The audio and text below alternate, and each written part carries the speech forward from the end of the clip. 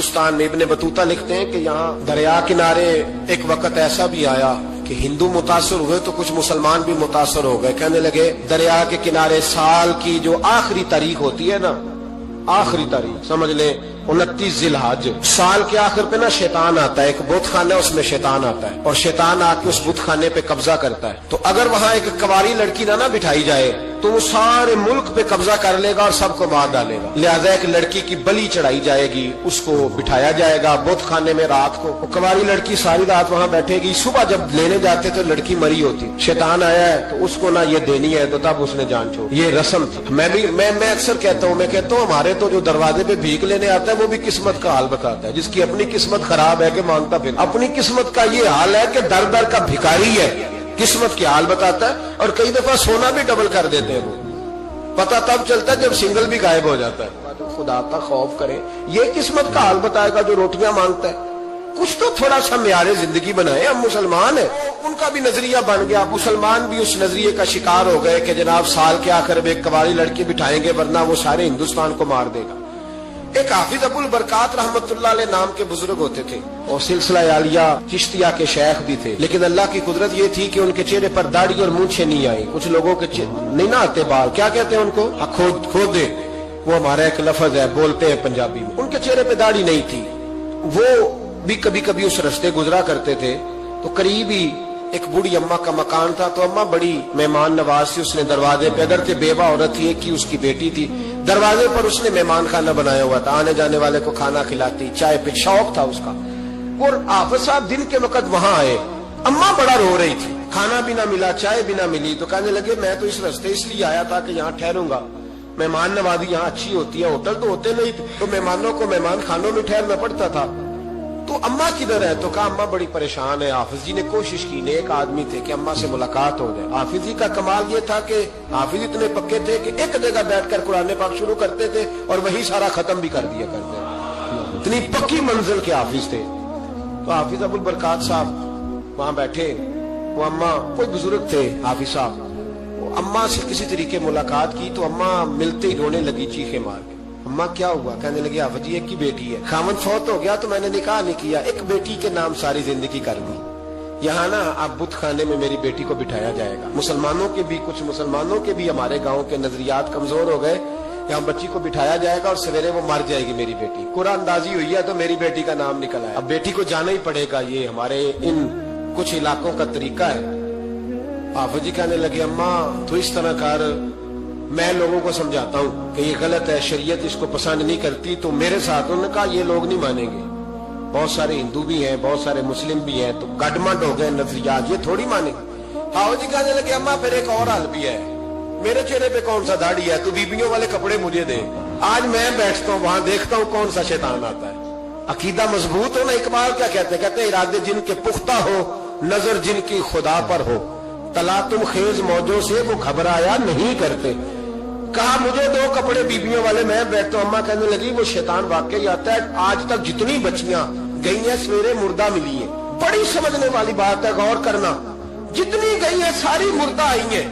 تو حافظ جی آپ کو جب وہ شیطان رات کو دیکھے گا نا آپ آئے ہیں تو آپ کے تو وہ زیادہ ٹکڑے کرے گا کہ اس نے دھوکہ کیا، مرد ہو کے عورتوں کی جگہ پہ آیا. آپ نہ حافظ جی کہنے لگے ٹکڑے میرے ہونے ہیں. آپ فکر نہ کریں. دریا کنارے بہت خانہ تھا. حافظ جی عورتوں والا لباس پہن کے وہاں بیٹھ گئے. حافظ صاحب کہتے ہیں 3 دفعہ میں نے رات کو باہر نکل کے دریا پہ وضو بھی کیا. ساری رات میں نے قرآن پاک پڑھا اور جب فجر کا وقت ہوا تو باہر نکل کے میں نے اذان پڑھی. لوگ آئے تو میں نے جماعت کرائی. اور فرماتے ہندو مسلمانوں سب کو بلا کے میں نے کہا کہ اگر آج کے بعد شیطان نہ آئے تو ہندو کلمہ پڑھتے ہو سارے؟ نے کہا جی پڑھتے ہیں. فرمایا لو پھر میں بالکل صحیح سلامت آ گیا، کوئی شیطان نہیں آیا. کہتے ہیں سب ٹھیک ہو گیا. اب لوگ کہنے لگے اب جی بات تو آپ کی ٹھیک ہے پر وہ بی بی کیسے مر جاتی تھی؟ جس کو ہم رات کو بٹھاتے تھے سویرے مردہ ملتی تھی تو اس کو کون مارتا تھا اگر شیطان نہیں آتا؟ اب جی سمجھانے لگے کہ شیطان وسوسہ دیتا ہے پر زندگی موت اس کے ہاتھ میں. وسوسہ دیتا ہے، جتنی اس کو گنجائش ہے وہ کرتا ہے. کہا پھر وہ بی بی کیسے مرتی تھی؟ تو حافظ جی نے ایک بہت بڑی بات سمجھائی. کہنے لگے اصل بات یہ جس آدمی کو پتا ہو نا میں نے سویرے مر جانا ہے وہ ڈر سے مر جاتا ہے. اس کو پتا ہو نا کہ میں یہاں مرنے آیا ہوں تو وہ ڈر سے ہی. فرمانے لگے اس کا عقیدہ کمزور ہو جاتا تھا، وہ نفسیاتی طور پر سمجھتی تھی کہ میں نے مرنا ہی مرنا ہے.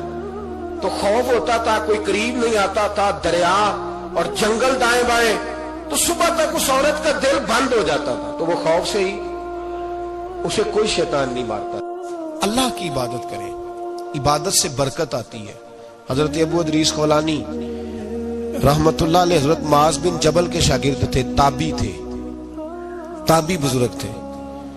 फरमाते हैं कि मैं जब से हजरत मुआज बिन जबल की सोबत में बैठा ना, तो बुरे कारोबारों से मेरी तरबियत तो चाट हो गई।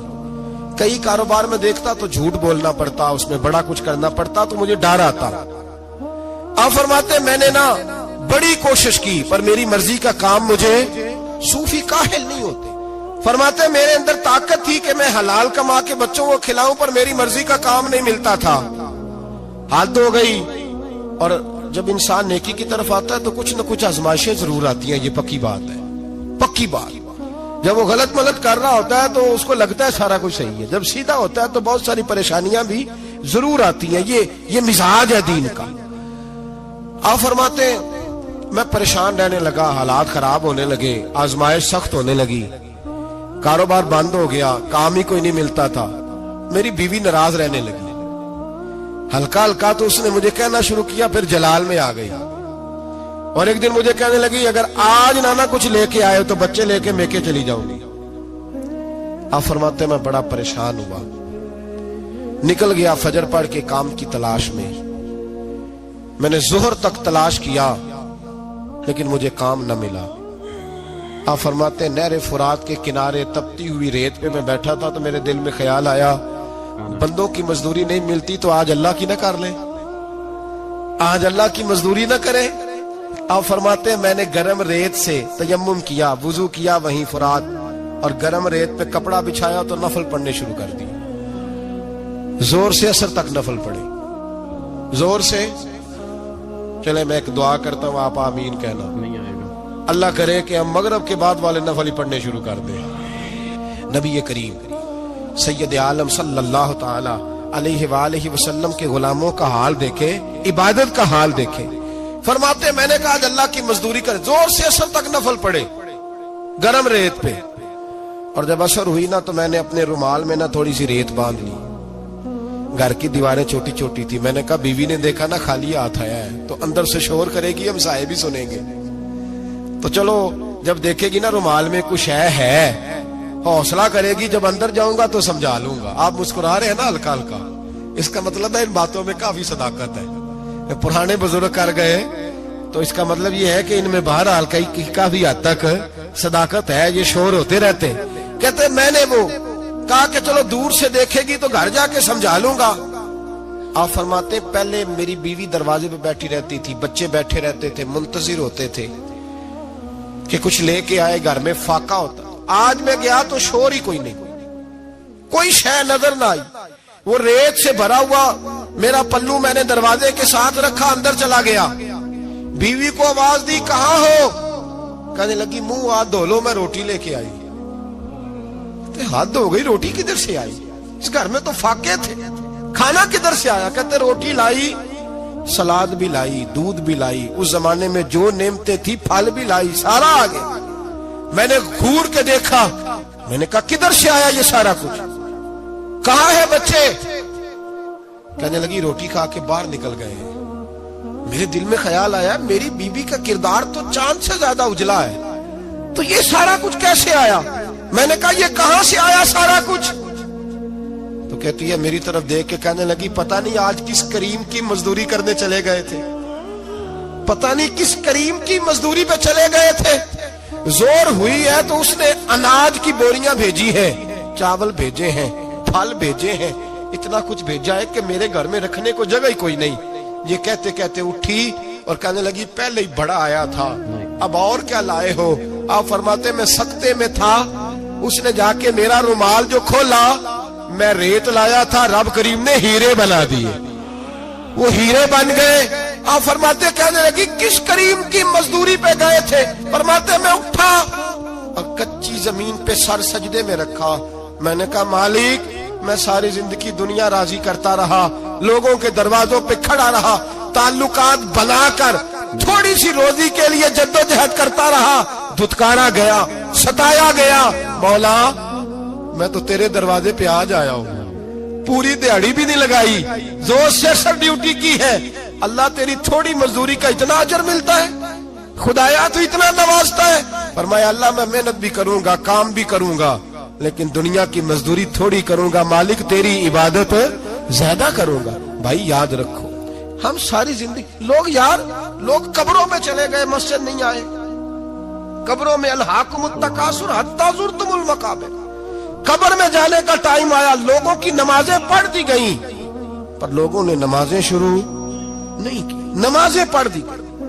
کہیں لے جاؤ, شادی کا موقع ہے تو وہ کراچی جانے کو تیار ہے, لیکن چند فرلانگ پہ مسجد ہے, مسجد جانے کو تیار ہے. اللہ کے ولی کی علامت ہے, وہ عبادت گزار ہوتا ہے. اور جو نہ نماز پڑھے نہ نماز پڑھائے وہ زندیق تو ہو سکتا ہے, پیر ہو سکتا, میں ذمہ داری سے کہہ رہا ہوں, زندیق تو ہو سکتا ہے پر پیر ہو سکتا بالکل. وہ کہتا ہے میں تکبر کرنے والوں کو پسند نہیں کرتا, وہ کہتا ہے فسادی پسند نہیں ہے, وہ فرماتا ہے کہ راہوں میں کجی کرنے والے پسند نہیں ہیں, وہ فرماتا ہے کہ بدعہدیاں کرو گے تو میں صبح قیامت تم سے سوالات کروں گا. اللہ تبارک و تعالیٰ بہت ساری چیزوں کو ناپسند کرتا ہے, ناراض ہو جاتا ہے. بلکہ نبی پاک صلی اللہ تعالی علیہ وسلم نے فرمایا تم بات کرتے کرتے کوئی ایسا جملہ بول دیتے ہو کہ رب اتنا ناراض ہوتا ہے کہ تمہیں پتہ بھی نہیں ہوتا, تمہارے لیے جہنم کا فیصلہ کر دیتا ہے. اس لیے پہلے تولو پھر بولو, خود اپنے لفظوں کی تو تم پہرے داری کرو نا کہ میں کیا کہہ رہا ہوں. کوئی ایسا جملہ, کوئی ایسی بات وارث شاہ مان کری نہ وارثاں دا, کوئی ایسی بات نہ تمہاری زبان سے نکلے. اور حضور یہ بھی فرماتے ہیں کہ اس کا دوسرا پہلو بھی ہے, بعضوں کا تم بات کرتے ایسا جملہ کہتے ہو وہ اتنا راضی ہوتا ہے کہ تمہارے لیے جنت کا فیصلہ فرما دیتا ہے. مسلمان کو اب یہ حکم ہے, اس ساری گفتگو کا نتیجہ یہ ہے کہ وہ اپنے جذبات پر, خیالات پر, نگاہوں پر, زبان پر, کانوں پر تھوڑی توجہ دے, بے لگام نہ بنے, بے ترتیب نہ بنے, جو طبیعت میں آئے کر نہ گزرے, تھوڑا سا نہ سوچے سمجھے اور تھوڑا سنبھل کے چلے. کبھی ان کاموں کی طرف نہ جائے جن سے رب ناراض ہو جاتا ہے, ان کاموں کی طرف بڑھے جن سے اللہ